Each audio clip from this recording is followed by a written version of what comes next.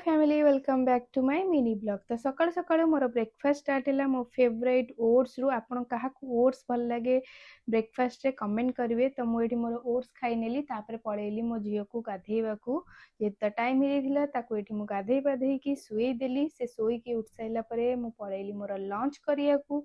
आज मोर लंच रे थिला नॉन वेज जेहेतु आज फ्राइडे थिला ता सहित टिके थिला आंब आइंस सहित टिके खट्टा जिनस खाइयो का भल लगे मत बहुत भल लगे जेहेतु आंब सीजन तो आंब खाईदेली।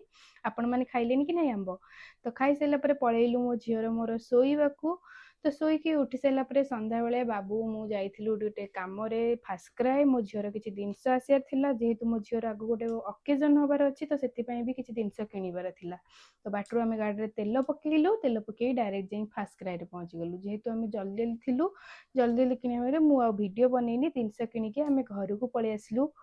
पलि आसला बेलू बाटर आम देखिलु गोटे जगार यज्ञ होता संकीर्तन भी होता जोटा कि बहुत ही मन को भल लगे शुणा तो टिके क्लिप नहीं गली से देख सारा डायरेक्ट घरे पहुँची गली। घर आसला मो झीर जेहेतु खाया टाइम हो जाता लेट भी हो जाता तो मुझे जल्दी जल्दी खुएदेली तापर मु पलैली मो डिनर करिया को। तो यहाँ था आज मिनी ब्लॉग आपण मैंने जब भल लगी लाइक शेयर सब्सक्राइब निश्चय करेंगे। रही टाटा गुड नाइट।